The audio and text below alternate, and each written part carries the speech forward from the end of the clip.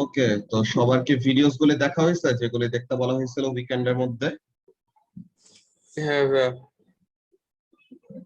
Very good. তাহলে আমরা ওগুলো নিয়ে ফার্স্ট অফ অল ডিসকাস করব এন্ড ক্লাসের মধ্যে কয়েকটা কোশ্চেন আস্ক করে করে টেস্ট করব যে অ্যাকচুয়ালি সবার বোঝা হয়েছে নাকি। ঠিক আছে, তো মেইনলি আমাদের নিউটনস ল পেয়ার যেটা ছিল ওইটা নিয়ে আমাদের বোঝার ব্যাপারগুলি আর কাজগুলি ছিল। ওকে, লাস্টেরটা 9 মিনিট বাকি, ওইটা এত বড় কোনো ফ্যাক্টর না। ঠিক আছে, ভাইয়া একটা কোয়েশ্চেন আছে। ওয়ালাইকুম আসসালাম। হ্যাঁ বলো।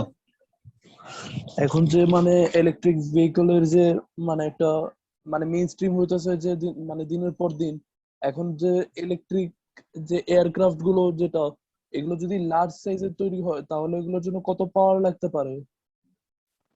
ওইটা ডিপেন্ড করে যে তোমার ওই ভেহিকেল গুলা কত ডিস্টেন্স কভার করবে, ওদের ওয়েট কত হবে, ওইসব কয়েকটা ব্যাপার, বুঝছো?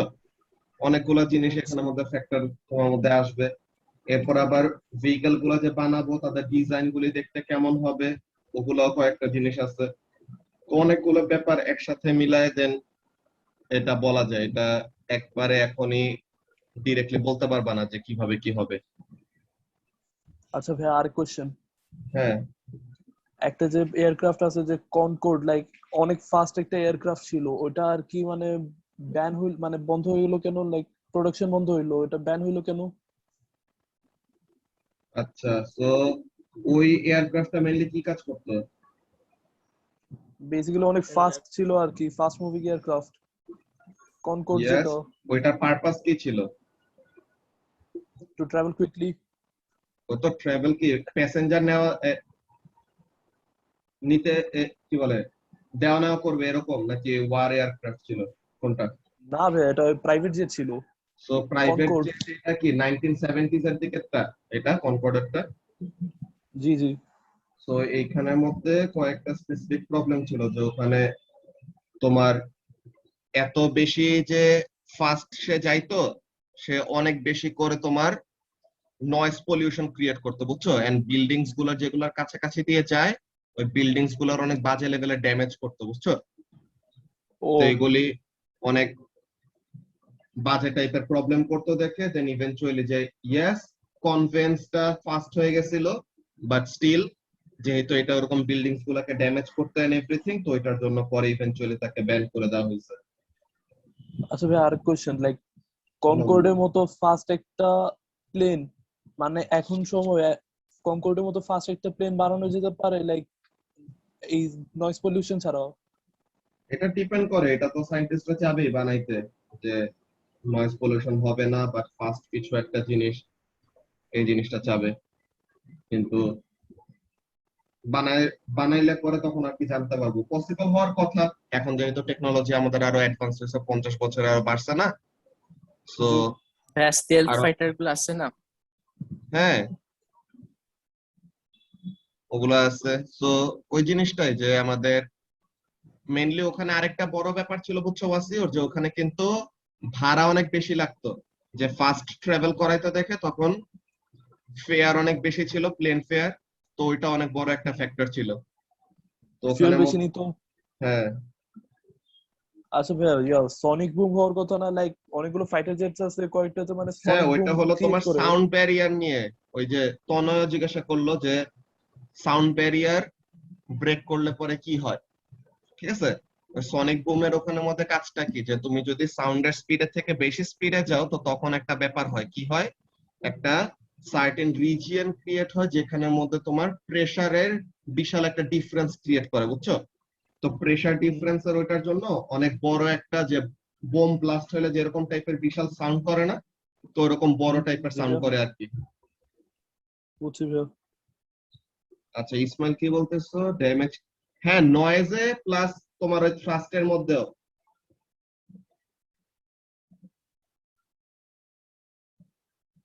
ওকে,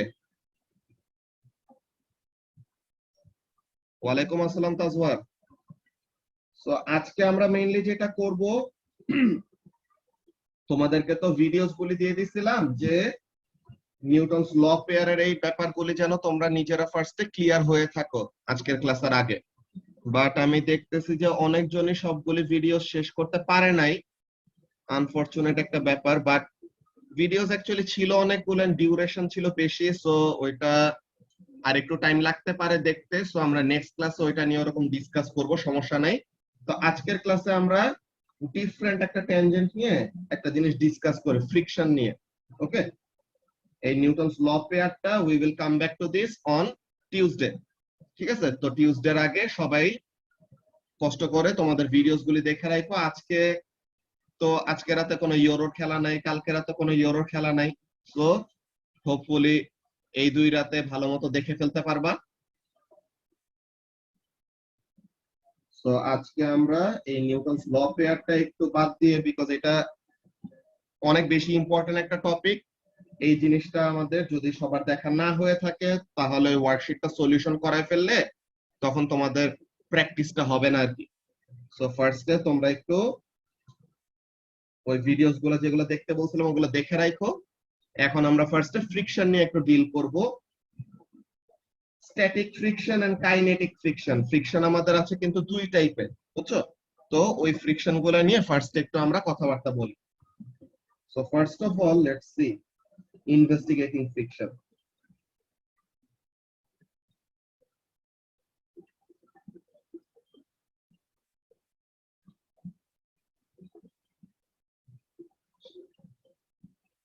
তো ব্যাপারটা কিভাবে কাজ করে আমরা দেখি। মনে করো আমরা একটা বেঞ্চ নিলাম, ঠিক আছে, একটা surface. So this is a surface.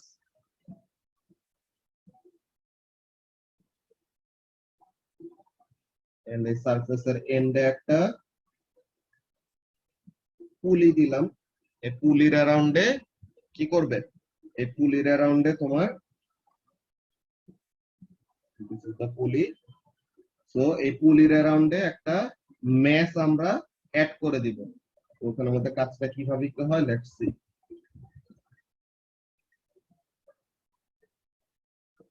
So this is our object.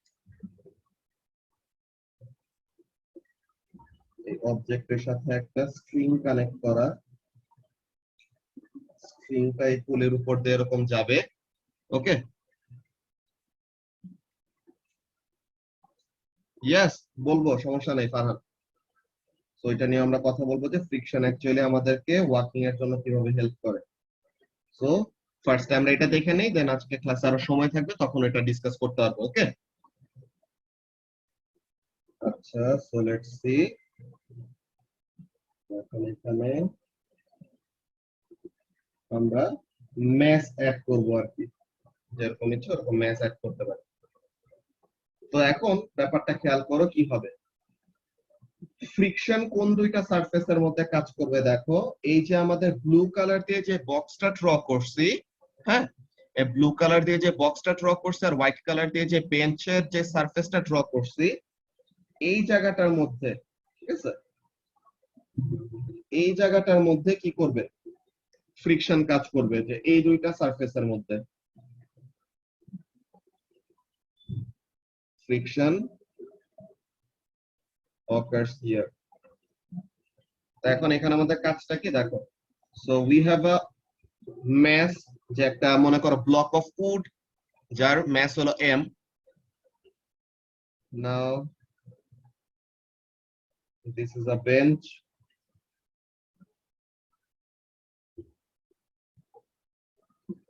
এরপর এটা হলো পুলি, ফ্রিকশনলেস পুলি।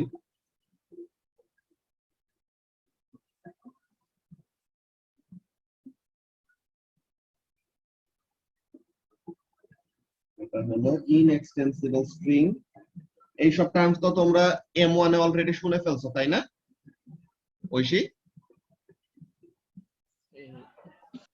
ইনএক্সটেন্সিবল স্ট্রিং, আর এগুলো হলো স্লটেড ভয়েস। এগুলো তো ও লেভেলসে করেছিলাম না যে এক্সপেরিমেন্টটা? হ্যাঁ হ্যাঁ, এটা ও লেভেলসও দেখছিলাম, এই জিনিসটা আমরা আবার পাবো। আচ্ছা, তোমাদের তাহলে M1 এর নতুন বই একটু তাহলে চেঞ্জেস আনছে। আগের M1 বইতে চ্যাপ্টার 1 এ কোনো ম্যাথ ছিল না, বুঝছো রাফিন? চ্যাপ্টার 1 এ জাস্ট এই যতগুলি টার্মস তুমি ফেস করবা, এই ডিফারেন্ট ডিফারেন্ট টার্ম গুলা নিয়ে কথাবার্তা ছিল, বুঝছো? সো তাহলে এই টার্মস গুলি তখন অ্যাকচুয়ালি পাওয়ার কথা। চ্যাপ্টার 1 এ টার্মসই আছে। So তাহলে অ্যাকচুয়ালি শোনার কথা যে ওরকম ল্যামিনা মানে কি, দেন রড মানে কি, এরকম স্পেসিফিক কয়েকটা জিনিস ছিল, ঠিক আছে?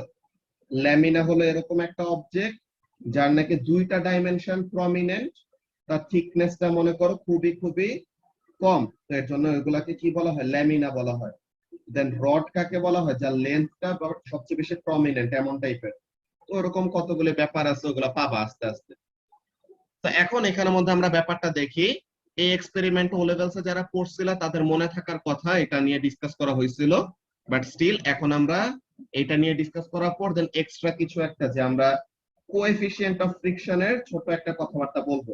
ওকে, ওয়াসিওর? তো এখন এখানে যেন দেখিলে কি বলার আছে এখানে। আচ্ছা, সো ফার্স্টে এই কোশ্চেনটা কাকে করা যায়? Let me see. Ismail, Ismail বলো তো, এই ব্লক অফ উড আর বেঞ্চের সাথে তো একটা ফ্রিকশন ফোর্স কাজ করবে, তাই না? তো এখন আমরা কি করতেছি, আমরা একটা একটা করে এরকম স্লটেড ম্যাচ অ্যাড করব, এন্ড কি করব, স্লটেড ম্যাচ অ্যাড করে দেখবো যে এই ব্লক অফ ম্যাচটা কি মুভ করতেছে নাকি না। সো ব্লক অফ ম্যাচটা যদি মুভ না করে তো তার মানে কি? তার মানে ফ্রিকশনটাকে সে কি করতে পারে নাই, ওভারকাম করতে পারে নাই, তাই তো ইসমাইল? হ্যাঁ ভাইয়া। আচ্ছা, তো এখন এখানের মধ্যে দেখো জিনিসটা কি, আমি ফোর্স অ্যাপ্লাই করলাম, যে মনে করো এখানে ম্যাচ দিলাম, তো the weight of the object that I have applied is suppose 10 Newton. তো আমি যদি 10 নিউটন দেই, ঠিক আছে, মনে করো এই যে ফ্রিকশনটার কথা বললাম না, the maximum friction that can occur, এই জিনিসটা একটু সাইডে লিখে রাখি, the maximum friction force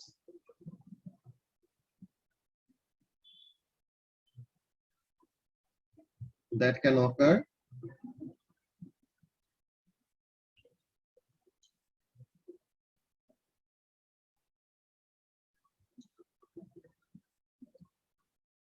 between the wood and bench is, মনে করো 50 নিউটন বললাম, ঠিক আছে? ম্যাক্সিমাম কত ফোর্স দিতে পারবে, অর ফ্রিকশন ফোর্স কত হইতে পারবে?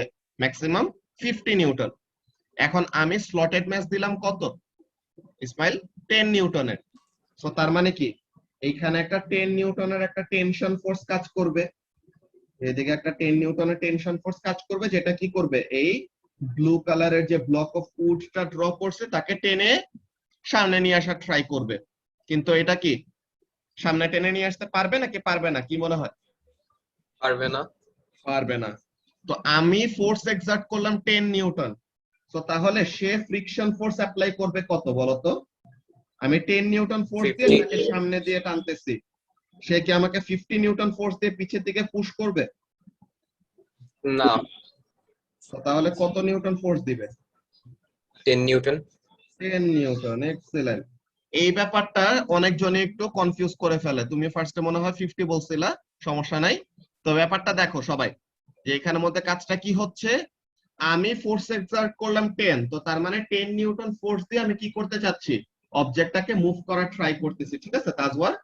এখন তাহলে তার ফ্রিকশন দেওয়ার ম্যাক্সিমাম ক্যাপাবিলিটি আছে কত? তার ফ্রিকশন দেওয়ার ম্যাক্সিমাম ক্যাপাবিলিটি আছে 50 নিউটন, কিন্তু তার তো 50 নিউটন দেওয়ার দরকার নাই। ফ্রিকশন কি আমাদের কি করবে? ফ্রিকশন তো আমাদের, আমি কোন একটা অবজেক্টকে এদিকে পুশ করলাম 10 নিউটনে, সে কি আমাদেরকে তার ম্যাক্সিমাম যত ফোর্স আছে ওইটা দিয়ে ব্যাক করবে? নো। তার দরকার কত? মোশনটাকে অপোজ করার জন্য কি দরকার? 10 নিউটন দেওয়া দরকার, নাকি আফিফ? কি বলতেছে বুঝতেছো? যে আমি 10 নিউটন দিয়ে তাকে সামনে টানার ট্রাই করতেছি, অবজেক্টটা ইনিশিয়ালি কিসে আছে? রেস্টে আছে না?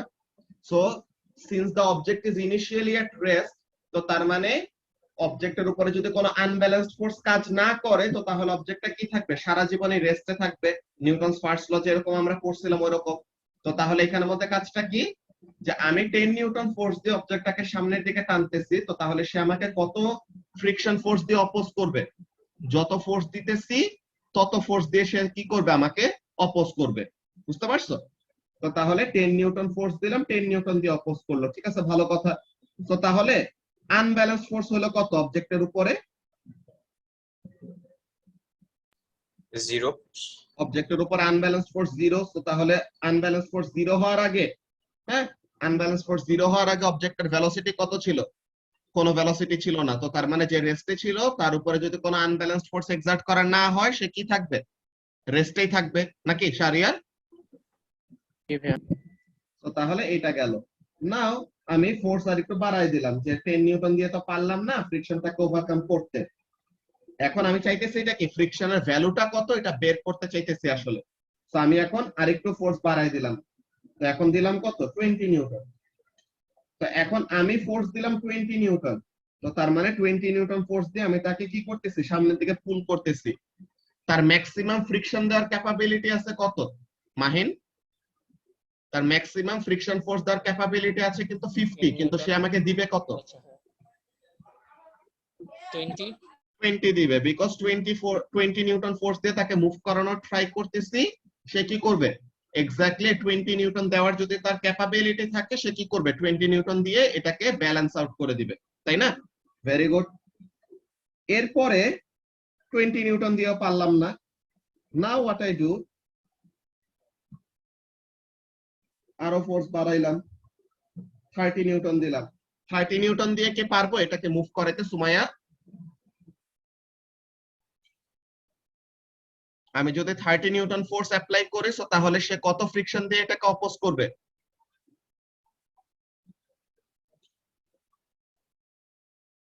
আমি ফোর্স অ্যাপ্লাই করলাম 30 নিউটন, সে ফ্রিকশন অ্যাপ্লাই করবে 30 নিউটন। Very good. সো তাহলে 30 নিউটন ফ্রিকশন দিয়ে কি করে দিল, সে আমার অ্যাপ্লাইড ফোর্সটাকে ব্যালেন্স আউট করে দিল। So still I am not able to make the object move, or ফ্রিকশনটাকে ওভারকাম করতে পারতেছি না। দেন আমি আরো ফোর্স অ্যাপ্লাই করলাম, কত দিলাম, 40। এখন 40 নিউটন অ্যাপ্লাই করার পর এখন কি হয়েছে, আমি ফোর্স অ্যাপ্লাই করছি 40, সে ফ্রিকশন কি 40 দেওয়ার ক্যাপাবিলিটি আছে নাকি নাই তাইসির? তার ম্যাক্সিমাম ফ্রিকশন দেওয়ার ক্যাপাবিলিটি হলো 50। তো তার মানে 40 নিউটন দিলে সে ইজিলি কি করতে পারবে, এটাকে অপোজ করতে পারবে, তাই তো? হ্যাঁ। ওকে, নাও সরি। তো এখন আমি যদি একটা কাজ করি, 50 নিউটন দেই, এখন এটার অ্যান্সার কে বলবো আমাকে? এটার অ্যান্সার বলবো তনয়। তনয় বলো তো, আমি ফোর্স অ্যাপ্লাই করলাম 50 নিউটন, তো তার মানে তাকে কি করতেছি, 50 নিউটন ফোর্স দিয়ে সামনে টানতেছি। তো এখন সে আমাকে কত ফ্রিকশন দিয়ে অপোজ করবে বলো তো?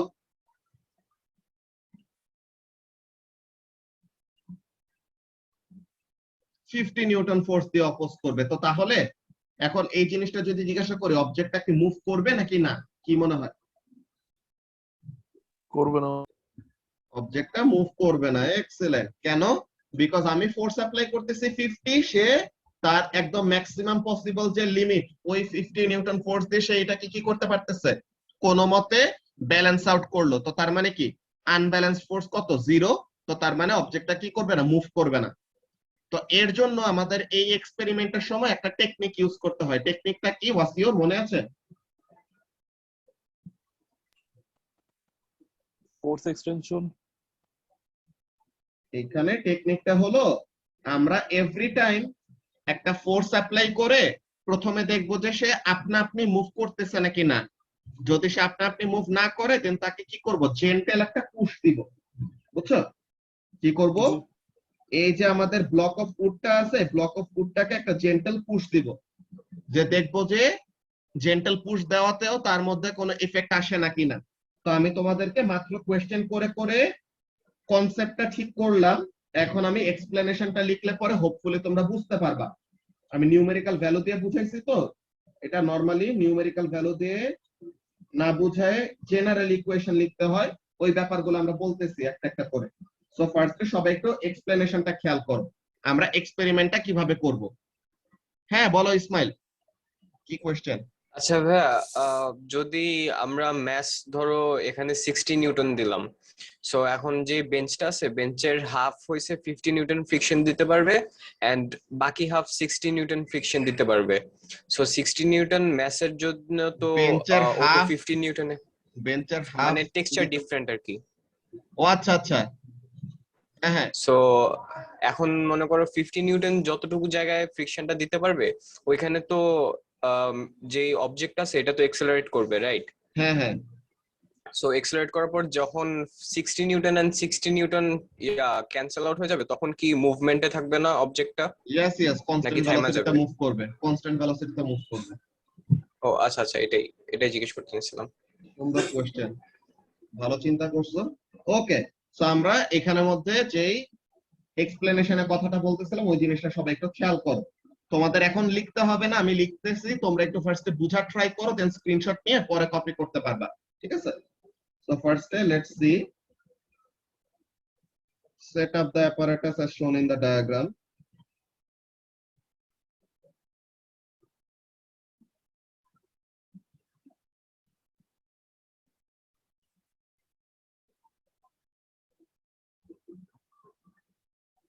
Then আমাদের কাজটা কি?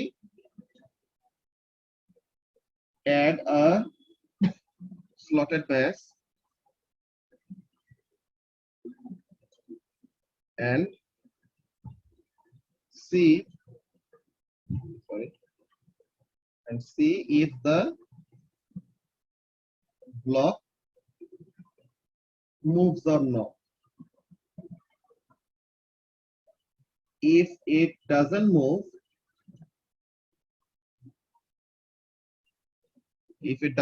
then আমাদের একটা কাজ কি করতে হবে? ওয়াসিওর জেন্টাল একটা পুশ দিয়ে দেখতে হবে, তাই না? সো তাহলে জি ভাইয়া। এখানের মধ্যে ফার্স্টে আমরা ফোর্স অ্যাপ্লাই করে জাস্ট নরমালি অবজার্ভ করব যে ব্লকটা আপনা আপনি মুভ করতেছে নাকি না। যদি আপনা আপনি মুভ না করে তো তার মানে ইদার ফ্রিকশনটাকে ব্যালেন্স হয় নাই, ঠিক আছে, অর ফ্রিকশনটা জাস্ট ব্যালেন্স হয়ে আছে বাট মুভ করতে পারতেছে না। মাহিন কিছু বলতেছিলা? জেন্টাল পুশ কেন দিতে হবে? জেন্টাল পুশটা কেন দিতে হবে? যে আমরা 50 নিউটনের সময় একটা ব্যাপার দেখলাম না, দেখো তো আমাদের অ্যাপ্লাইড ফোর্স কিন্তু একদম এক্স্যাক্টলি কি ফ্রিকশনের সমান ছিল না, ইয়েস। কিন্তু তাইলে পরেও কি অবজেক্টটা মুভ করছে? অবজেক্টটা কিন্তু মুভ করে নাই, কেন? বিকজ জাস্ট ব্যালেন্স হইছে। তো আমরা কি করব? প্রতিবার ফোর্স অ্যাপ্লাই করে করে প্রথমে দেখবো যে আপনা আপনি মুভ করে নাকি, যদি না করে জেন্টাল একটা পুশ দিয়ে দেখবো যেন মুভমেন্টের মধ্যে কোনো চেঞ্জ আসে নাকি না। যদি জেন্টাল পুশ দিয়েও কোনো চেঞ্জ না হয় তো তার মানে কি the applied force is nowhere near the actual friction, তো তখন আমরা নতুন ফোর্স দিব। আর যদি এমন হয় যে 50 নিউটন আমরা দিলাম তখন আমরা একটা জেন্টাল পুশ দিব, তো তখন কি হবে? যতক্ষণ জেন্টাল পুশটা থাকবে ওই জেন্টাল পুশটা কি করবে? রেজাল্টেন্ট ফোর্স হিসেবে কাজ করবে না, বলতো? ইয়েস। সো তাহলে এই যে রেজাল্টেন্ট ফোর্স হিসেবে যে যতটুকু টাইম কাজ করলো তো তখন কি হবে? তখন অবজেক্টটা ওই টাইমে একটু অ্যাক্সেলারেট করবে এন্ড একটা ভেলোসিটি গেইন করবে। সো জেন্টাল পুশটা যখন সরায় নিব, যে after the gentle push the object will already have gained a certain amount of velocity and ওই ভেলোসিটিতে সে কনস্ট্যান্টলি কি করতে থাকবে? অ্যালং দ্য বেঞ্চ মুভ করতে থাকবে। তখন আমরা বুঝতে পারবো কি এক্স্যাক্টলি যে আমাদের অ্যাপ্লাইড ফোর্স আর ফ্রিকশনের ভ্যালুটা মিলে গেছে। বুঝতে পারছো? হ্যাঁ বুঝছি। ওকে, আচ্ছা, তো অনেক কি question, what ever 60 Newton force use করা হয় অবজেক্টটা এত মুভ করে স্টপ করে গেল, তখন না না না 60 নিউটন ফোর্স যদি তুমি অ্যাপ্লাই করো, ফ্রিকশনটা তোমার 50 যদি ম্যাক্সিমাম থাকে সে 50 এর বেশি দিতে পারবে না, বুঝছো তো? নয়, তো তুমি যত ফোর্সই দাও ম্যাক্সিমাম সে 50 দিতে পারবে। তো ম্যাক্সিমাম হওয়ার আগ পর্যন্ত যতটুকু দরকার ততটুকু দিচ্ছিল, তাই না? যে আমরা 10 নিউটন দিলাম, 10 নিউটন দিয়ে ফ্রিকশন করলো, 20 নিউটন দিলাম, 20 নিউটন ফ্রিকশন দিয়ে ওটাকে ব্যালেন্স আউট করলো। দেন ম্যাক্সিমাম দেওয়ার ক্যাপাবিলিটি আছে কত? তো নয় 50। 50 এর বেশি যদি তুমি দাও সে ম্যাক্সিমাম 50 দিতে পারবে, কিন্তু তোমার কি অ্যাপ্লাইড ফোর্সটা 50 নিউটনের চেয়ে বেশি, সো তখন আনব্যালেন্সড ফোর্স থাকবে, ওটার জন্য অবজেক্টটা অ্যাসেলারেট করবে, বুঝছো? সো ফ্রিকশন তখন 60 হয়ে যাবে না। আচ্ছা, হ্যাঁ, ওইটা আমরা জাস্ট অল্প একটু ফোর্স দেব, যে বেশি জোরে ধাক্কা দেব না, তাহলে তো জেন্টাল নামটা দিয়ে তো লাভ নেই। জেন্টাল পুশ নামে তুমি যদি একটা বিশাল একটা ধাক্কা দিয়ে দাও তো তাহলে পরে তো হবে না, বুঝছো? হালকা করে একটা বুঝছি ভাইয়া। ধাক্কা দিব যে for a brief amount of time যেন ফোর্সটা কাজ করে। ওকে, তো তাহলে এখানের মধ্যে কাজটা কি, set up the apparatus as shown in the diagram, then একটা স্লটেড ম্যাচ অ্যাড করলাম এন্ড দেখতেছি কি if the block moves or not. If it doesn't move then তাহলে কি করব, gently push the block and check again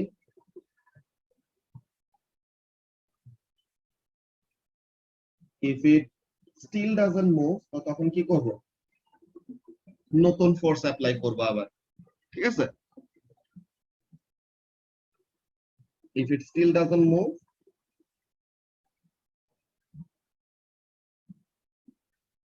then add a greater force.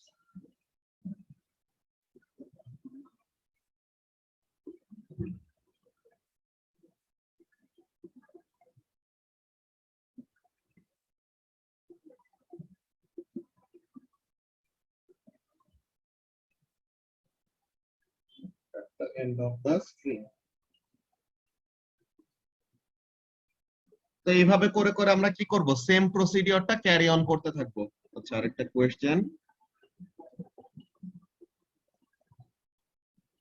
পুলির কাছে থাকলেও কোনো সমস্যা নাই যতক্ষণ পর্যন্ত আরাফা, যতক্ষণ পর্যন্ত স্ট্রিংটা টট থাকবে। এই দুটা টার্ম শুনছো তোমরা, টট এন্ড স্ল্যাক?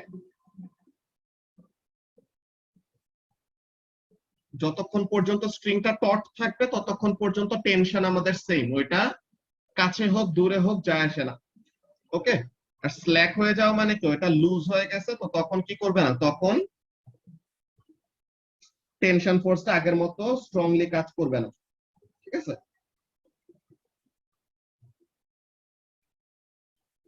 আচ্ছা, একটু আগে যদি আবার আটকায় যায়, হ্যাঁ হ্যাঁ হ্যাঁ, একটু আগে যদি ওরকম আটকায় যায় তো তার মানে সামনের কোন একটা এরকম সারফেস ছিল যেটা কি অনেক বেশি রাফ, বুঝছো? তো তখন ওখানে ঘষা খেয়ে খেয়ে থেমে যেতে পারে। ওইরকম কমপ্লেক্সিটিতে আমরা যাব না, জাস্ট যেটা চিন্তা করতেছো ওইটার অ্যান্সারটা বললাম। ওকে, না না, পুলিশ শেষের দিকে অ্যাসেলারেশন বাড়ার কিছু নাই তোমার, যদি বুঝছো শারিয়ার, আনব্যালেন্স ফোর্সটা যদি ফিক্স থাকে অ্যাসেলারেশনের রেটটা ফিক্সডই থাকবে, অ্যাসেলারেশনটা বাড়বে না কমবে না, বুঝছো? তুমি ভেলোসিটি, একদম যে ওই যে এন্ডে যদি ওই যে টার্ন আপ মানে একদম ঘুরে যাওয়ার সময়, ওই তো ঘুরে যাইতে সময়, ওই সময় তখন কি হবে, ওই সময় আসলে ঘুরে উল্টায় যাবেও না। আর যদি যায় তো তখন ইয়েস, তখন তো সে ওয়েটের জন্য কি পাবে, একটা ফোর্স পাবে নিচের দিকে, আর ওইদিকে স্ট্রিং এর থেকে একটা ডাউনওয়ার্ড ফোর্স পাবে, সো তখন ইয়েস বাড়বে। তোমাদের ইমাজিনেশন তো অন্য লেভেলের, সবকিছু একটা প্রত্যেকটা সারফেস নিয়ে নিয়ে চিন্তা করে ফেলতেছে এখনই, ভেরি গুড।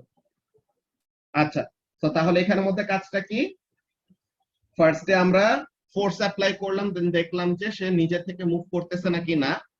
সে যদি নিজে থেকে মুভ না করে দেন কি করব, হৃদাকার একটা জেন্টাল পুশ দিয়ে দেখবো সে মুভ করতেছে নাকি না। জেন্টাল পুশ দেওয়ার পরেও যদি সে মুভ না করে তো তার মানে কি, the force is not enough. তো আমরা কি করব, আরো greater amount of weight add করব স্লটেড ম্যাচের ওখানে বা end of the spring A.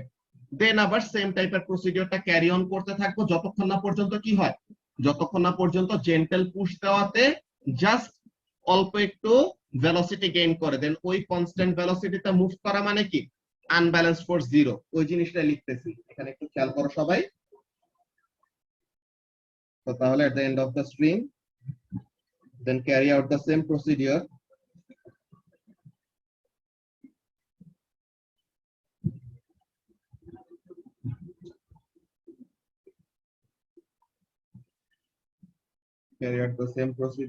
and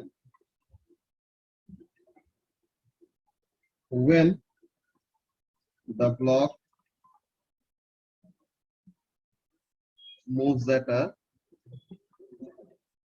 constant velocity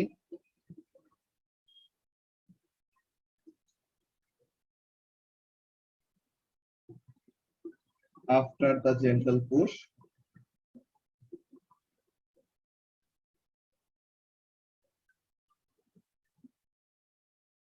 then we know কি জানি the weight of the slotted mass আচ্ছা ভাইয়া, কনস্ট্যান্ট এক্সেলারেশন থাকলে কনস্ট্যান্ট ভেলোসিটি কিভাবে হবে?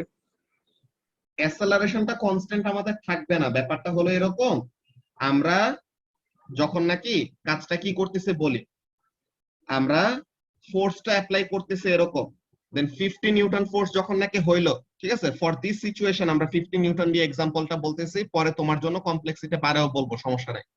সো ফার্স্ট অফ অল এটার জন্য খেয়াল করো যে 50 নিউটন হলো ফ্রিকশনের ফোর্স ম্যাক্সিমাম, আর 50 নিউটন আমরা কি করছি, ওয়েটও অ্যাপ্লাই করছি। এখন কি অবজেক্টটা মুভ করবে বলো তো ইনিশিয়ালি? না। জাস্ট যখন নাকি জেন্টাল একটা পুশ দিব, জেন্টাল পুশ দিয়ে তো সারাক্ষণ ধরে রাখবো না, জেন্টাল একটা পুশ দিয়ে ছেড়ে দিব, বুঝছো? জেন্টাল একটা পুশ দিয়ে ছেড়ে দিলাম, তো যতক্ষণ জেন্টাল পুশটা আছে ততক্ষণ কি একটা ব্রিফ অ্যামাউন্ট অফ টাইমের জন্য কি করতেছে, ব্লকের উপর একটা রেজাল্টেন্ট ফোর্স কাজ করতেছে, তাই না? হ্যাঁ। তো তাহলে ওই ব্রিফ অ্যামাউন্ট অফ টাইমে যে অ্যাসেলারেশনটা হবে তখন একটা ভেলোসিটি গেইন করবে, and now when the gentle push is not there, তো তখন কি ওয়েট আর ফ্রিকশন কি হলো, সমান সমান না? ও আচ্ছা, হ্যাঁ হ্যাঁ হ্যাঁ, তো তখন রেজাল্টেন্ট ওই ফোর্স 0 থাকবে তখন। yes, তো তখন ওই কনস্ট্যান্ট ভেলোসিটিতে মুভ করবে, বুঝতে পারছো ওই হ্যাঁ। জিনিসটা? তো তাহলে যে when the block moves at a constant velocity after the gentle push, তো তখন আমরা কি বলতে পারবো, then we know the weight of the slotted mass is equal to the value of the friction force. The weight of the slotted mass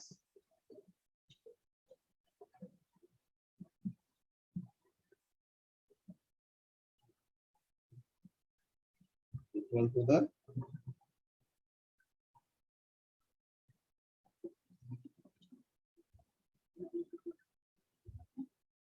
friction between the surfaces in contact.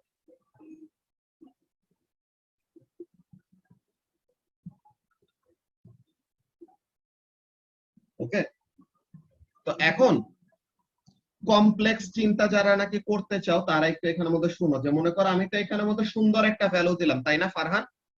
কত value দিছি? 50 Newton হলো friction ফোর্সের value. এখন এরকম তো আমাদের এত মজা তো সবসময় আমরা পাই না। মনে করো ফ্রিকশনের ভ্যালুটা এরকম, কত, 47 নিউটন। তখন আমরা কি করব? তখন আমরা কাজটা এরকম করব যে 10 নিউটন দিলাম, হইলো না, 20 নিউটন দিলাম, হইলো না, 30 হইলো না, 40 হইলো না। এখন যখন নাকি 40 তে হয় নাই, এরপর আমরা কত দিব ফারহান? 50 দিব না? এই যে 50 নিউটন ফোর্সটা যে দিলাম তখন কি হবে? 50 নিউটন ফোর্স দিলে তখন even before we apply the gentle push, সে কি করবে? আপনি অ্যাসেলারেট করবে না বলতো? এক্স্যাক্টলি, অ্যাসেলারেট করবে। তো এই যে আমরা একটা ফোর্স দিলাম, দেন দিয়ে দেখলাম কি যে even before we are applying the gentle push, সে আপনি কি করতেছে? অ্যাসেলারেট করা শুরু করছে। সো তখন আমরা কি বুঝে যাব? আমরা তো গাধা না, তখন আমরা বুঝে যাব যে আচ্ছা, the force that we have applied now is greater than the friction. So আমাদের তখন কি করতে হবে? আমাদের ফোর্স যত রেটে বাড়াচ্ছিলাম, যে আমাদের ইনক্রিমেন্টের যে ভ্যালুটা ছিল, কত করে করে বাড়াচ্ছিলাম? 10 নিউটন করে করে ইনক্রিজ করতেছিলাম না? এখন আমরা ইনক্রিমেন্টটা কি করব? আমরা যে ফোর্স অ্যাপ্লাই করতেছিলাম ওই ফোর্সের ভ্যালুটা আস্তে আস্তে কমাবো, ফাইনার চেঞ্জেস আনবো। ফাইনার চেঞ্জেস মানে কি? অল্প অল্প করে ছোট ছোট চেঞ্জ আনবো। So what we will do, আমরা 50 নিউটন দিলে বুঝে গেলাম যে বেশি ফোর্স দিয়ে দিছে নাকি আফিফ? 50 নিউটন ফোর্স দিয়ে দিছে মানে বেশি ফোর্স দিয়ে দিছে। Now what we will do, আমরা তাহলে 10 নিউটন না বাড়ায় কি করলাম? 5 নিউটন বাড়াইলাম। সো দিলাম কত? 45। এখন 45 দেওয়াতে দেখলাম যে আবার কি করতেছে না, মুভ করতেছে না। ওকে, তো তার মানে 45 এর চেয়ে বেশি, 50 থেকে কম। আমাদের ফ্রিকশন ফোর্সটা 45 এর চেয়ে বেশি, 50 থেকে কম, এরকম একটা রেঞ্জে চলে আসছি। নাও আমরা কি করব? 2 নিউটন করে অ্যাপ্লাই করা শুরু করব। তো 45 দিলাম, দেন 45 দিয়ে তো হইলো না, তো এরপরে সাথে আরো 2 নিউটন অ্যাপ্লাই করলাম। তো তখন কি হয়েছে? Exactly trial and error process. So এরকম 2 নিউটন দেওয়ার পরে দেন তখন কি হবে? এক্স্যাক্টলি আমাদের মিলে যাবে না? যে 47 দিলাম তখন মুভ করতেছে না, জাস্ট একটা জেন্টল পুশ দেওয়াতে তখন কি করবে? ব্রিফ টাইমের জন্য অ্যাসেলারেট করে একটা ভেলোসিটি গেইন করবে, দেন ওই ভেলোসিটিটা কনস্ট্যান্ট রেটে মেনটেন করে এন্ড অফ দা বেঞ্চ পর্যন্ত মুভ করবে, তাই না ব্যাপারটা? So this is how we will determine যে দুইটা সারফেসের মধ্যে ফ্রিকশনের ভ্যালুটা কত। ওকে, এই প্রসেসটা নিয়ে কি আচ্ছা কারো ভাইয়া, কোনো, হ্যাঁ বলো। স্লটেড ম্যাচ আর তোমার ফ্রিকশনের ভ্যালু কত কাছাকাছি আসলে জেন্টল পুশ দিলে মুভ করা শুরু করবে? এটা তোমার আসলে জেন্টল পুশটা তুমি কেমন দিচ্ছ ওইটার উপর। নরমালি এটা 1 অর 2 নিউটন প্লাস মাইনাস এরকম থাকলে পরে হয়ে যায়, যে জেন্টল পুশটা আমরা যে দেই ওরকম 1 নিউটনের কাছাকাছি হয়। তো তখন ইফ দ্য অ্যাপ্লাইড কি বলে স্লটেড ম্যাস তুমি দিলা হলো 46 নিউটন ওয়েটের, আর অ্যাকচুয়াল ফ্রিকশন হলো 47, সো তখন ইভেন্চুয়ালি যদি জেন্টল পুশটা একটুর জন্য বেশি হয়ে যায় তো তখন ইট ক্যান মুভ। তো একটু স্লাইট এরর হইতে পারে, বাট আমরা অনেক কাছাকাছি যে অ্যান্সারটা পাবো আর কি। তুমি যত কেয়ারফুল থাকবা তত প্রিসাইজ ভ্যালু পাবা, বুঝছো? জি ভাইয়া। ইয়েস তাজওয়ার, এক্স্যাক্টলি, এটা হলো স্ট্যাটিক ফ্রিকশন, এটা নিয়ে আমরা এখন কথা বলবো আর কি। ঠিক আছে, তো এতক্ষণ ঠিক আছে এই যে আমরা এক্সপেরিমেন্টটা নিয়ে কথা বললাম, এটা নিয়ে কি কোনো কনফিউশন আছে? রিদাকা, সিমরান, বুঝতে পারছো এটা?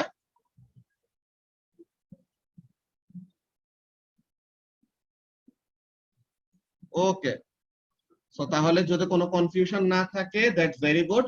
তো এখন আমরা ব্যাপারটা খেয়াল করি যে এইখানে আমরা আসলে কাজটা কি করলাম বলো তো রাফিন।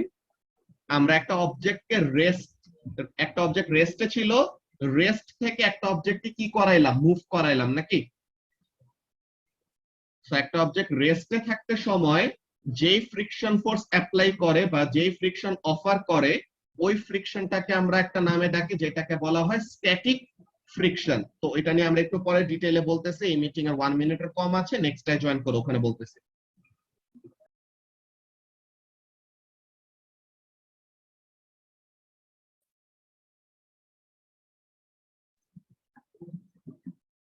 ওকে, আমরা স্ট্যাটিক এন্ড কাইনেটিক ফ্রিকশন যে দুইটা ফ্রিকশনের কথা বলতেছিলাম, যে স্ট্যাটিক ফ্রিকশনের কথাটা কি তাজওয়ার, যে it is the friction and object offers when it is at rest। ঠিক আছে, যে স্ট্যাটিক ফ্রিকশনটা আমাদের অ্যাকচুয়ালি গ্রো করে আপ টু দা ম্যাক্সিমাম, যেটা আমরা দেখলাম না, যে তুমি যদি 10 নিউটন অ্যাপ্লাই করো সে কি তোমার ম্যাক্সিমাম স্ট্যাটিক ফ্রিকশন তার ক্যাপাবিলিটি আছে তার কত, 50 নিউটন।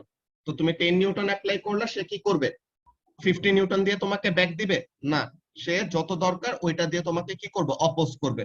ওকে, তো static friction basically the friction an object offers when it is stationary and just when an object starts moving, যেটা তোমাদের ও লেভেলস এর বইয়ে ছোট করে লিখে থাকার কথা, চ্যাপ্টার 2 তে বলছিল কি, যে একটা গাড়িকে ধাক্কা দিয়ে দিয়ে স্টার্ট করানোর থেকে, যে একটা গাড়ি ইনিশিয়ালি রেস্টে আছে তাকে ধাক্কা দিয়ে দিয়ে মুভ করানো স্টার্ট করতে যত না কষ্ট, এর থেকে কম কষ্ট করতে হয় কখন, একটা গাড়ি অলরেডি মুভ করতেছে ওই গাড়িকে ধাক্কা দিয়ে দিয়ে কন্টিনিউ করানো। তো ওই ব্যাপারটা নিয়ে এখানে ফার্স্টে আমরা খান একাডেমির একটা ভিডিও দেখবো, স্ট্যাটিক এন্ড কাইনেটিক ফ্রিকশন। এই জিনিসটা ফার্স্ট অফ অল ইনটুইশন আছে এন্ড কয়েকটা এক্সাম্পলস তারা বলছে, এন্ড প্রফেসর ডেইভের এই ভিডিওটাও ভালো। আমরা ফার্স্টে প্রফেসর ডেইভের ভিডিওটা দেখে নিই তারা। It's Professor Dave. আচ্ছা, এই ভিডিও চলতে সময় কারো যদি কোনো কনফিউশন হয় তো তখন তোমরা হ্যান্ড রেজ করতে পারো, আমি ভিডিও পজ দিয়ে তোমাদের কোয়েশ্চেনের অ্যানসার দিয়ে দেন আবার ভিডিও কন্টিনিউ করব, ঠিক আছে?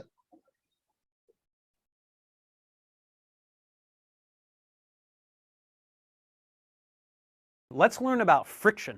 He knows a lot about the science stuff. Professor Dave explains. In examining Newton's laws of motion, we have to understand that the kinds of motion we observe on Earth don't always appear to obey these laws, because there are extraneous variables acting upon earthbound objects, and most of these involve some kind of frictional force. Friction is an important concept to understand, so let's go over it in some detail. Whenever an object is in motion along a surface, the surface exerts a force upon the object. One component of this force is the normal force, which is perpendicular to the surface. There is also a component of this force that is parallel to the surface, and this is called the frictional force, or simply friction. This is the force that will resist the motion of the object along the surface. Every surface has some frictional coefficient that will vary depending on its composition.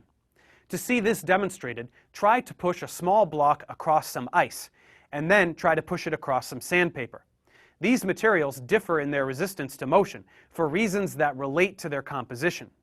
The smoother a surface is, the less friction it will provide. But even surfaces that appear perfectly smooth will have imperfections on the microscopic level that provide some friction. As the object moves across the surface, there are select points of contact where atoms in the object interact with atoms in the surface. And this তো এই কোশ্চেনটা শারিয়ারও মনে হয় করছিল তাই না, যে তোমার 1 নাম্বার কোশ্চেনটাই ছিল যে ফ্রিকশনটা যে কাজ করে দুইটা সারফেসের মধ্যে হাও, যে তোমার একটা সারফেস যতই স্মুথ মনে হোক না কেন, তুমি যদি তাকে অনেক বেশি জুম আউট করো, জুম ইন করো, তো তখন কি হবে, মাইক্রোস্কোপিক লেভেলে যে কথাটা বললো যে এরকম ইরেগুলারিটিস থাকবে। তো যেই অবজেক্টটা মুভ করতেছে তার লোয়ার সারফেস এন্ড যার উপর দিয়ে মুভ করতেছে তার আপার সারফেস, তাদের মধ্যে কি আছে, এই যে এরকম আমাদের জিগজ্যাগ এরকম কতগুলি কি আছে, প্যাটার্ন আছে। সো এই যে প্রত্যেকটা জায়গাতেই তো অ্যাটম দিয়ে ভরা তাই না, তো এই অ্যাটম গুলোর মধ্যে কি হবে, there will be the repulsive forces that will actually oppose the motion. So ওইরকম আমাদের কয়েকটা কাজ আছে যেগুলা নিয়ে এখানে মধ্যে বলবে অল্প। This attractive interaction hinders motion to some measurable degree, no matter how small. Let's define two main types of friction, static and kinetic. Static friction is the friction that resists the initiation of motion. If you place a block on a table and try to very lightly push it into motion, it will first resist that motion because of the frictional force operating in the direction opposite the applied force of your push. You can push harder and it will still remain still, because the frictional force will always precisely oppose the applied. এই যে আমাদের মাত্র যে এক্সপেরিমেন্টটা explain করে আসলাম, ব্যাপারটা কিন্তু এরকমই ছিল যে প্রথমে আমরা ফোর্স অ্যাপ্লাই করছি কম, অল্প ফ্রিকশন দিয়ে ওটাকে কি করছে, অপোজ করছে। আমাদের অ্যাপ্লাইড ফোর্স যখন বাড়াইলাম, ফ্রিকশন ফোর্সটাও বাড়লো, কিন্তু অ্যাপ্লাইড ফোর্স তো আমরা কন্টিনিউয়াসলি বাড়াইতেই পারবো, কিন্তু ফ্রিকশন তো আর আনলিমিটেড না, ফ্রিকশনের একটা ম্যাক্সিমাম লিমিট আছে, যে ম্যাক্সিমাম লিমিটটা এক্সিড করলে পরে তখন what we can do, we can initiate the motion.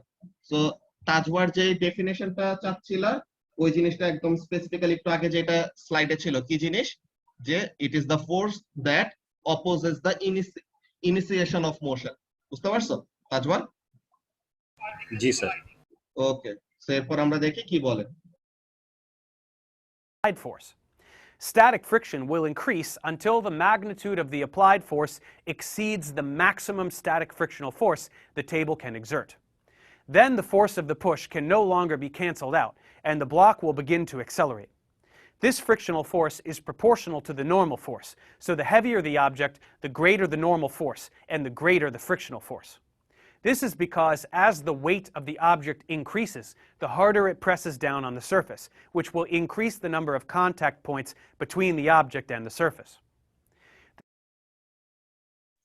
ওই যে আমরা ফ্রিকশন নিয়ে ফার্স্ট দিন যখন নাকি কথা বলছিলাম, মনে আছে যে ওখানে মধ্যে বলছিলাম যে friction is directly proportional to normal reaction force, তো ওই জিনিসটা রিজনিংটা কি এখানে মধ্যে আরো ডিটেইলসে তারা বলে রাখছে যে নরমাল রিঅ্যাকশন ফোর্স যত বাড়বে তত কি হচ্ছে অ্যাকচুয়ালি ওই যে কন্টাক্ট পয়েন্ট গুলো যেগুলো মাইক্রোস্কোপিক লেভেলের কন্টাক্ট থাকলে পরেও তাদের মধ্যে কি হবে, যত ওয়েট বাড়বে মানে যত এখানে নরমাল রিঅ্যাকশন ফোর্সের ভ্যালুটা যত ইনক্রিজ করবে তত কি, it means the interaction between the atoms, যে দুইটা সারফেস কন্টাক্টে আছে তাদের দুইজনের ইন্টারঅ্যাকশন অফ দ্য অ্যাটমস কি করবে, বাড়বে, তো তখন ওখানে মধ্যে কি করবে, ফ্রিকশনের ভ্যালুটা ইনক্রিজ করবে।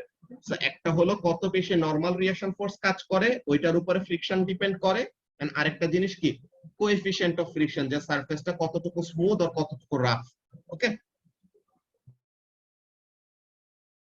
Static frictional force will be anywhere from 0 to the maximum possible value, depending on the forces operating on the object, since the static frictional force will be equal to the applied force until the maximum is reached.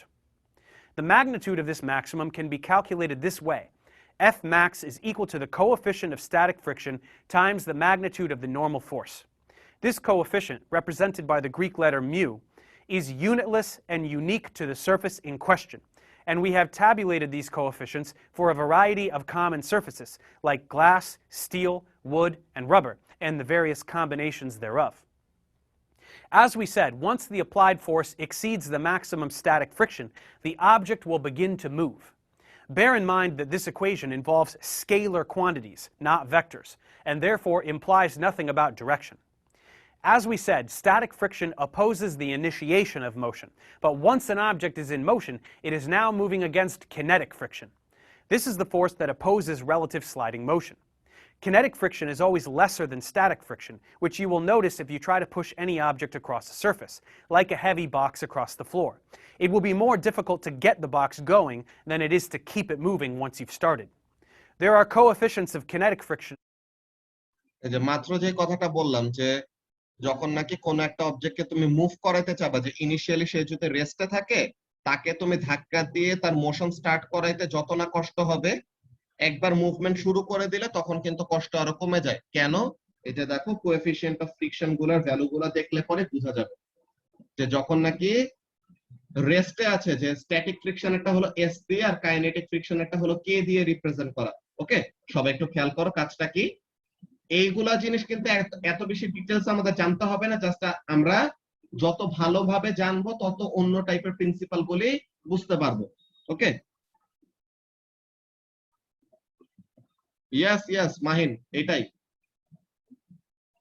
Teflon হলো আমাদের আরেকটা type of material. টেফলনের নাম তো শোনার কথা, টেফলনের নাম তো এর মধ্যেও কি বলে কেমিস্ট্রিতে শোনার কথা। ইয়েস, অর্গানিক্সে আছে। টেফলনের শীট, টেফলনের টেপ, এরকম অনেকগুলা জিনিস। আচ্ছা ঠিক আছে। সো যে জিনিসটা বলতেছিলাম যে দেখো স্ট্যাটিক ফ্রিকশনের ভ্যালুটা অলওয়েজ কি থাকে, কাইনেটিক ফ্রিকশনের থেকে বেশি থাকে। That is the reason why একটা অবজেক্টকে রেস্টে থেকে মুভ করাইতে বেশি কষ্ট হয়। একটা অবজেক্ট অলরেডি মুভমেন্টে আছে, তাকে মুভমেন্টটা কন্টিনিউ করাইতে আমাদের কষ্টটা কি করতে হয়, কম করা লাগে। Okay, so the reason is the coefficient of friction, এরকম। Because already the surfaces are on the motion. যে যখন নাকি একটা অবজেক্ট রেস্টে আছে, বুঝছো ব্যাপারটা কি হয়। এটা যদি একটু নোটপ্যাডে দেখাই ছোট করে। সো একটা অবজেক্ট যখন নাকি রেস্টে আছে, হোয়াট হ্যাপেন্স, যে দুইটা সারফেসের এরকম অবস্থা। এই হলো তোমার সারফেসটা যেটার উপর দিয়ে মুভ করবে না, এয়ার রেজিস্ট্যান্স এর ওখানে তোমার ভেলোসিটি যত বাড়তে থাকবে এয়ার রেজিস্ট্যান্স বাড়বে, তোমার সারফেস এরিয়া যত বাড়বে এয়ার রেজিস্ট্যান্স বাড়বে। ওয়াসিও সরি, দাঁড়াও স্ক্রিনশটটা চলে গেছে, আরেকবার দিয়ে নেই।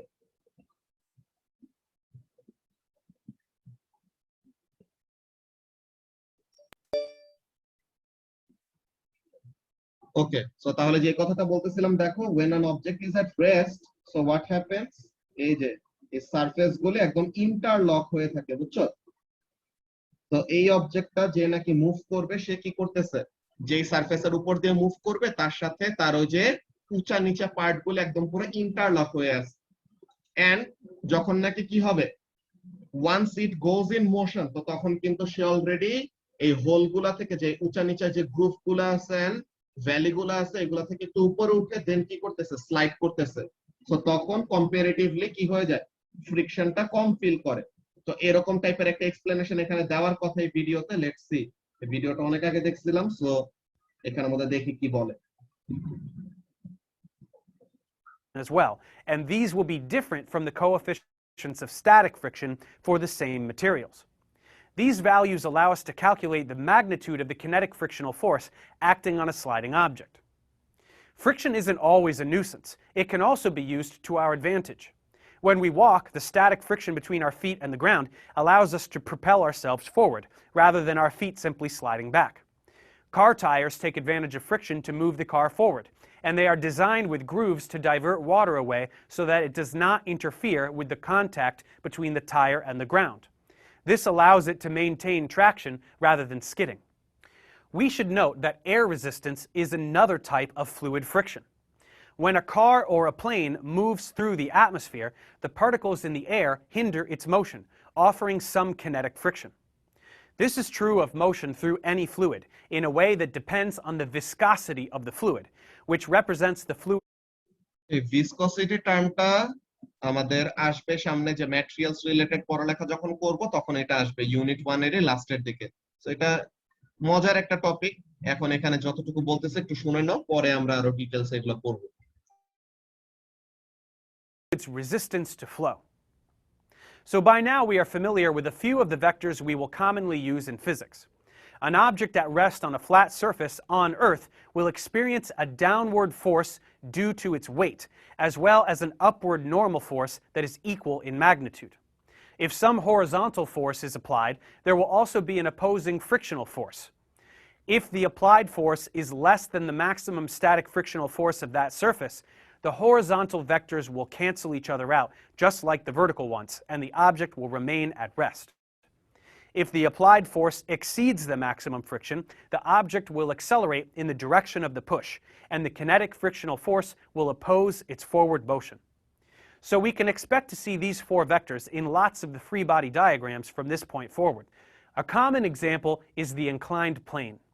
In this scenario, we can examine a block sliding down a ramp.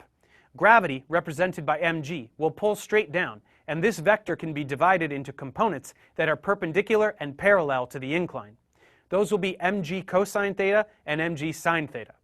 The force opposite the perpendicular component will be the normal force, equal in magnitude and opposite in direction. We can then include a vector for the force of friction, which opposes the other component of gravity. If we calculate the net force acting on the block, this will allow us to predict the acceleration on the block as it slides down the incline. And since the two perpendicular forces cancel each other out, we just add the parallel ones together to find the net force. To try this more quantitatively, let's check comprehension.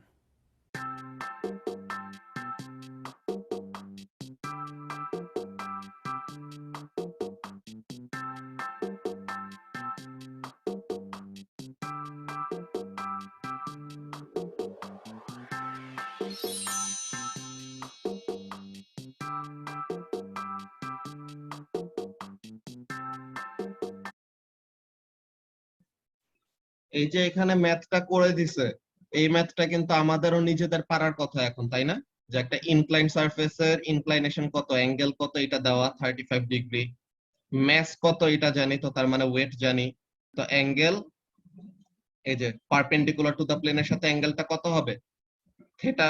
So তাহলে perpendicular to the প্লেনের component হবে mg cos theta, আর parallel to the প্লেনের component কি হবে, mg sin theta হবে। এরকম কম্পোনেন্টে divide করার ব্যাপারগুলো তো আমরা শিখছি আগে, তাই না? তো এরপর আমরা নরমাল রিঅ্যাকশন ফোর্স বের করলাম। নরমাল রিঅ্যাকশন ফোর্সের সাথে যদি আমরা কোএফিসিয়েন্ট অফ ফ্রিকশনে যে 0.54 যে দেওয়া, এটাকে মাল্টিপ্লাই করলে কি পাবো, ফ্রিকশনের ভ্যালু পাবো। সো এই যে 0.54 ইনটু নরমাল রিঅ্যাকশন ফোর্স করে 86.7 কি বের করলো, ফ্রিকশন ফোর্সের ভ্যালু বের করলো। আর ডাব্লিউ sin থিটা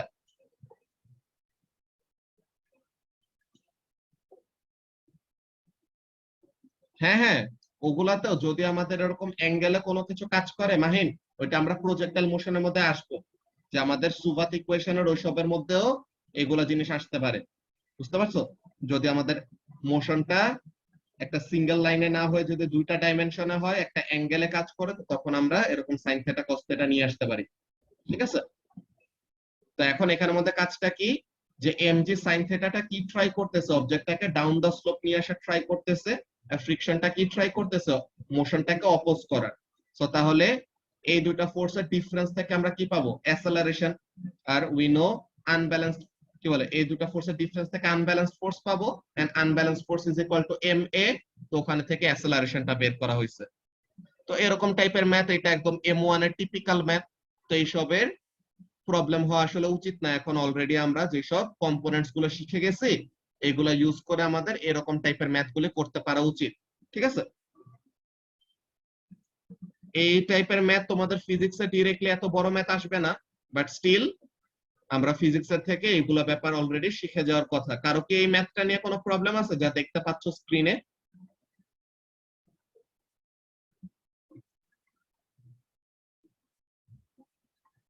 এগুলা ম্যাথ আমাদের যত আস্তে আস্তে প্র্যাকটিস করব তত এরকম বাড়বে, ঠিক আছে? প্রফিশিয়েন্সি তত আস্তে আস্তে বাড়বে। তো এরপর আমরা দেখি সে কি বলে। এটা মনে হয় এরপর আর ভিডিওতে কিছু নাই, let's see. Feel free to email me, ProfessorDaveExplains@gmail. Okay, so তাহলে ফিজিক্সে পাই এর ভ্যালু একদম এক্স্যাক্টলি পাই যত আছে ওইটা পুরাটা, যে আমরা পাই যখন নাকি ওরকম ইয়ে নেওয়া লাগে পাই পুরাটাই নেই, বুঝছো, কোনো অ্যাসাম্পশন না।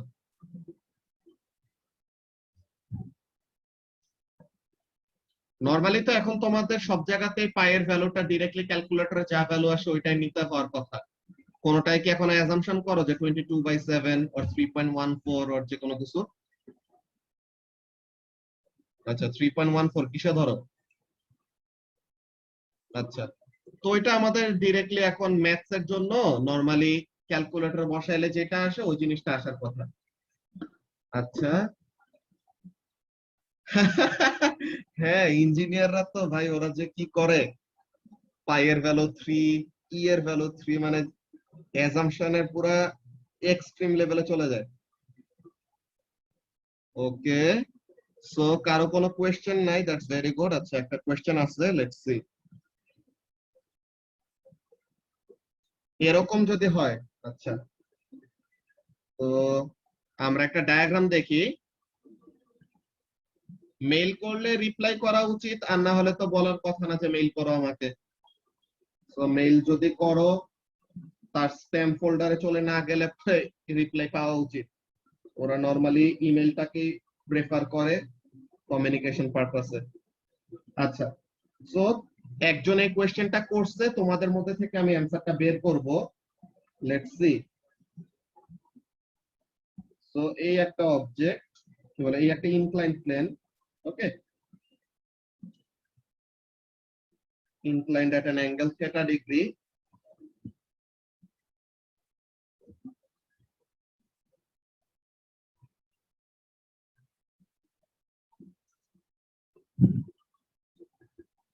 So এইদিকে হলো পুলি, এই অবজেক্টটা আছে। নাও হোয়াট ইজ হ্যাপেনিং, এই অবজেক্টটাকে একটা অ্যাপ্লাইড ফোর্স দিয়ে এরকম টানা হচ্ছে।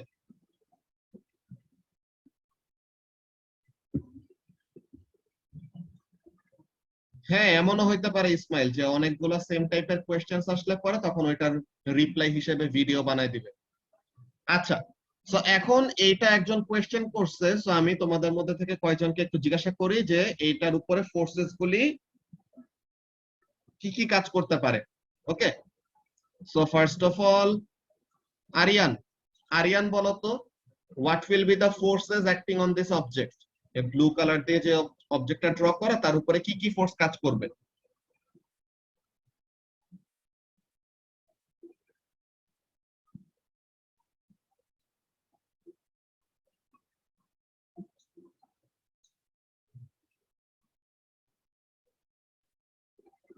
ওকে, drag, yes, drag force or friction force, weight, the normal reaction force আছে না ওইটা। তো তাহলে এই ডাউনওয়ার্ড ডিরেকশনে কাজ করতেছে ওয়েট, দেন যে সারফেসের সাথে কন্টাক্টে আছে এখান থেকে ভার্টিক্যালি উপরে নরমাল রিঅ্যাকশন ফোর্স, এরপরে কি ফ্রিকশন ফোর্স, ঠিক আছে।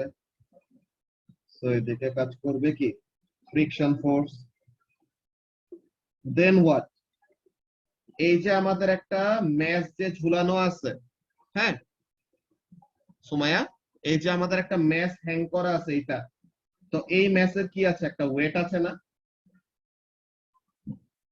তো এই যে ম্যাচের একটা ওয়েট আছে, তো এটার জন্য কি কাজ করবে, একটা টেনশন ফোর্স কাজ করবে না? তাহলে এইদিকে এরকম আমাদের কি কাজ করবে, there will be tension forces acting on the string, যে স্ট্রিংটাকে টেনে ওরকম নিচে নামানো ট্রাই করতেছে, এমন টাইপের ব্যাপার। ওকে, সো তাহলে this are more or less the forces that will act on the system. আর পুলিটা তো ফ্রিকশনলেস আমরা ধরে নেই, সো তাহলে ওখানে কোনো ফ্রিকশন নাই বেসিক্যালি। ওকে, তো তাহলে এমন হবে ব্যাপারটা, ঠিক আছে। এন্ড এই টাইপের ম্যাথ কেমন কি আসতে পারে এটা আমাদের ফিজিক্সে আসবে না, তোমাদের M1 বইয়ে তোমরা দেখতে পারো। হ্যাঁ, M1 বইয়ে এরকম টাইপের কতগুলি ডায়াগ্রাম থাকা উচিত এন্ড ম্যাথ পাওয়ার কথা। ঠিক আছে, এটা কি বুঝতে পারছো এখন তাজওয়ার? ওকে, আচ্ছা। সো তাহলে ফার্স্ট অফ অল আমরা ফ্রিকশন নিয়ে ডিসকাস করলাম যে স্ট্যাটিক ফ্রিকশনের ভ্যালু কিভাবে একটা এক্সপেরিমেন্টের থ্রুতে বের করা যায়। Then static friction and kinetic friction related কিছু ডিসকাশন করলাম। বেসিক্যালি ওটা প্রফেসর ডেভের ভিডিও দেখায়, দেন ওটা থেকে আমরা পজ দিয়ে দিয়ে হালকা হালকা এক্সপ্লেনেশন দিয়েছি। এন্ড এখানের মধ্যে কাজটা কি খেয়াল করো, যে ওয়াকিং নিয়ে যে কথাটা বলছিলা তাজওয়ার, যে how friction helps us in walking. তো জিনিসটা দেখো, তো এই আমাদের গ্রাউন্ড সারফেস, তো আমাদের যখন হাঁটি, আচ্ছা ফ্রিকশনে কোনটা শারিয়া? ওই যে ফ্রিকশন ফোর্স, এখানে ফ্রিকশনটাই তো আমাদের মেইনলি কাজ করে। Kinetic friction, sorry. আচ্ছা, কাইনেটিক ফ্রিকশনটা মেইনলি কাজটা কি করে, যে একটা অবজেক্ট মুভমেন্টে থাকতে সময় তাকে যেই ফোর্সে অপোজ করা হয় ওইটাকে কি বলবো আমরা? কাইনেটিক ফ্রিকশন বলবো। আর একটা অবজেক্ট রেস্টে থাকতে সময় তার উপরে যে ফ্রিকশন ফোর্সটা কাজ করে, যে নাকি কি করে মুভমেন্টটাকে অপোজ করা ট্রাই করে, ওইটা হলো স্ট্যাটিক। তো এখন এখানের মধ্যে ব্যাপারটা দেখো, আমরা যখন নাকি হাঁটি, ঠিক আছে, আমরা কিন্তু পা কি করি, যে আমরা লাস্ট দিন যে ইন্ডিয়ান একটা ইউটিউবারের ভিডিও দেখছিলাম, কেমন ছিল, যে আমরা কিন্তু পা গুলা এরকম আপ ডাউন মুভ করি না। ঠিক আছে, আমরা কিন্তু পা গুলো এরকম আপ ডাউন মুভ করি না, আমরা কিন্তু পা গুলাকে একটু বাঁকায় মুভ করি, তাই না? আমরা কিন্তু এমন একটা ফোর্স দেই, রাইট তাজওয়ার? আমরা গ্রাউন্ডটাকে এরকম একটা অ্যাঙ্গেলে পিছের দিকে ঠেলা দেই, রাইট? সো আমরা গ্রাউন্ডটাকে যখন নাকি এরকম অ্যাঙ্গেলে পিছের দিকে ঠেলা দেব, সো তখন কি হবে? তখন the ground will exert a reaction force, so this will be the reaction force from the ground. তো আমরা যে ফোর্স অ্যাপ্লাই করছি ওইটা তো আমাদের উপর কাজ করতেছে না, করতেছে?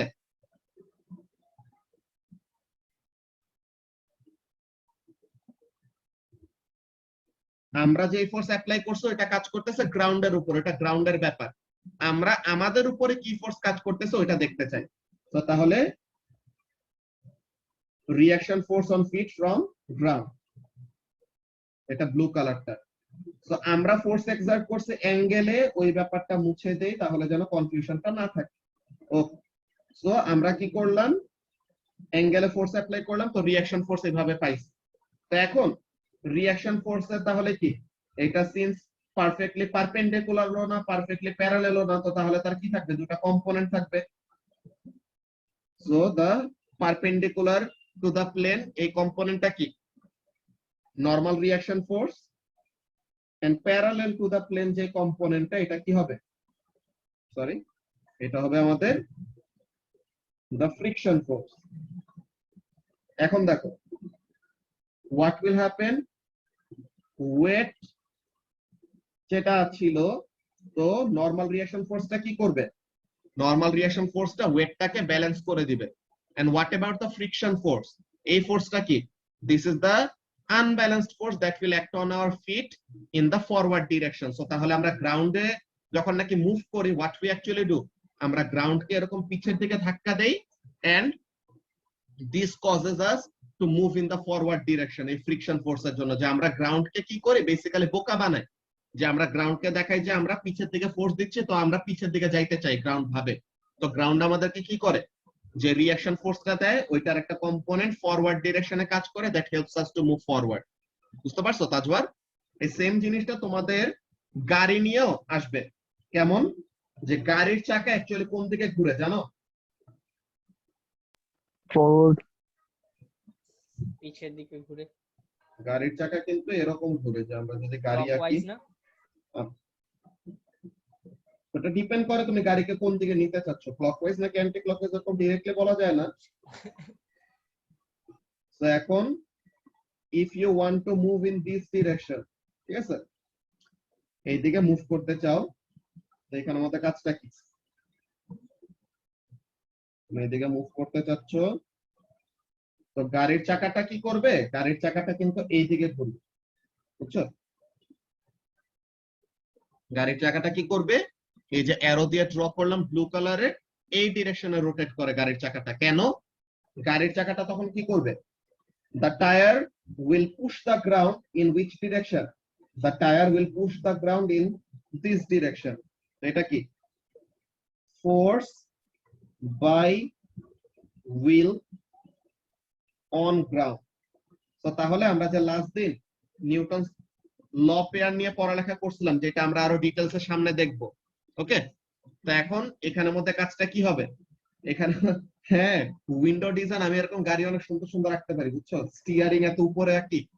আচ্ছা, তো এখন এখানের মধ্যে কাজটা কি, হোয়াইট কালার দিয়ে যে ফোর্সটা ড্র করলাম, এটা কি, this is the force exerted by the tyre on the ground. কোন দিকে এক্সার্ট করলাম, যেই দিকে মুভ করতে চাই ওই দিকে, নাকি যেই দিকে মুভ করতে চাই তার উল্টা ডিরেকশনে? সুমাইয়া,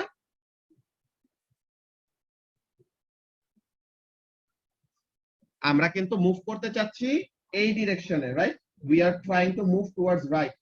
তো আমরা যেদিকে মুভ করতে চাই তার উল্টা ডিরেকশনে গ্রাউন্ডটাকে কি করতেছি, পুশ করতেছি।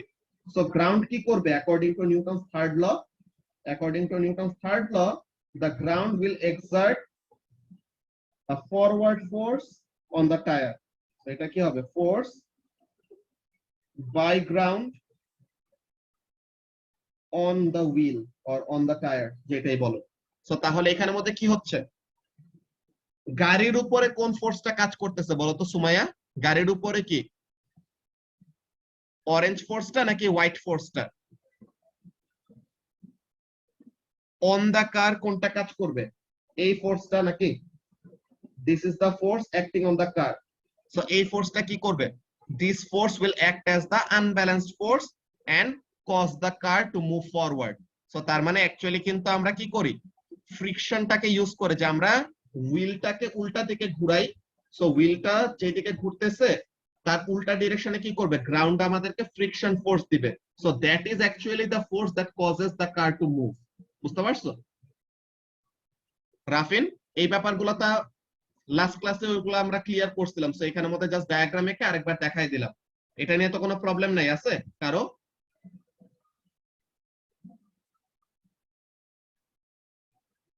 তুমি বুঝতে পারছো?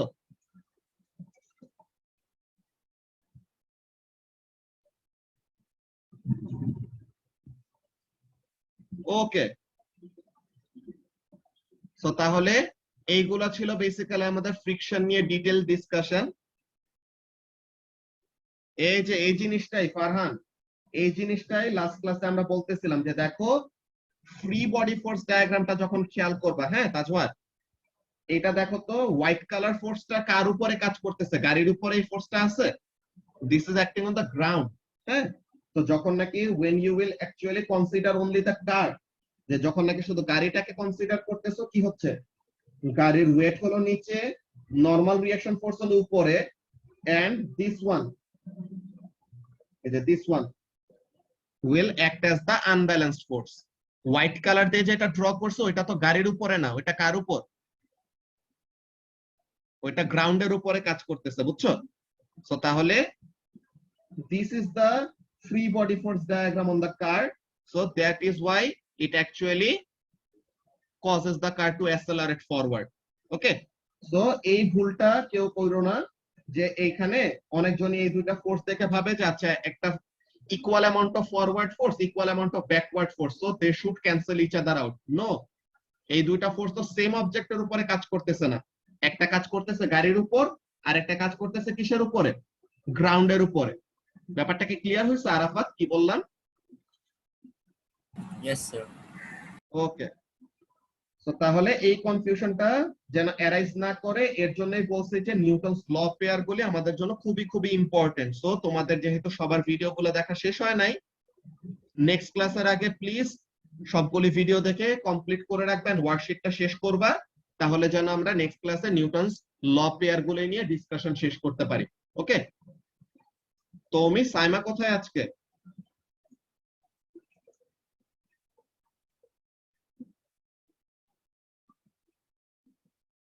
আচ্ছা, কারো কি কোনো কোয়েশ্চেন আছে? আর এই ডায়াগ্রামটা একটু বলবো? এই ডায়াগ্রামটা? আচ্ছা মানে ওই যে সার্কেলটা। আচ্ছা, সার্কেলটা এখানের মধ্যে দেখো যে আমরা হোয়াইট কালার দিয়ে ফার্স্টে যে ফোর্সটা ড্র করছিলাম, এটা কি বুঝাইতে? এইটা বুঝাইতে যে গাড়ির চাকাটা যে উল্টা দিকে ঘুরতেছে, তো তাহলে গাড়ির চাকাটা কি করতেছে? গ্রাউন্ডকে টুয়ার্ডস লেফট পুশ করতেছে। সো এই ফোর্সটা তো আর গাড়ির উপরে কাজ করতেছে না, করতেছে এই ফোর্সটা কার উপর? গ্রাউন্ডের উপর। গ্রাউন্ডের। তো গাড়ির উপরে কি কি ফোর্স আছে? গাড়ির উপরে ফোর্স আছে হলো তোমার ওয়েট, নরমাল রিঅ্যাকশন ফোর্স, আর এইটা এই যে টুয়ার্ডস রাইট ফোর্সটা কে দিতেছে? The force exerted by the ground on the wheel, নাকি? জি ভাই। সো তাহলে what are the forces acting on the car?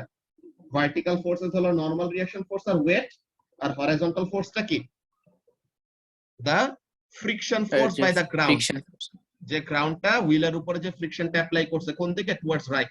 So this is the unbalanced force that will cause the object to move towards right. বুঝতে পারছো? জি ভাই। আচ্ছা, তনয় কি question বলো?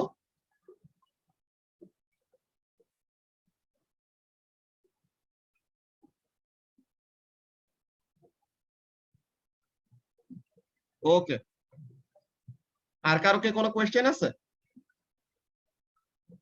নো ভাই। ওকে, সো কারো যদি কোনো কোশ্চেন না থাকে, দ্যাটস ভেরি গুড। সবাই নেক্সট ক্লাসের আগে তোমাদেরকে যে ভিডিওস গুলি দেওয়া হয়েছে ওই ভিডিওগুলো দেখে ফেলো, সো দ্যাট আমরা নিউটনস ল অফ এয়ার গুলি নিয়ে ডিসকাস করতে পারি। ঠিক আছে, আল্লাহ হাফেজ। আসসালামু আলাইকুম। ওয়ালাইকুম আসসালাম।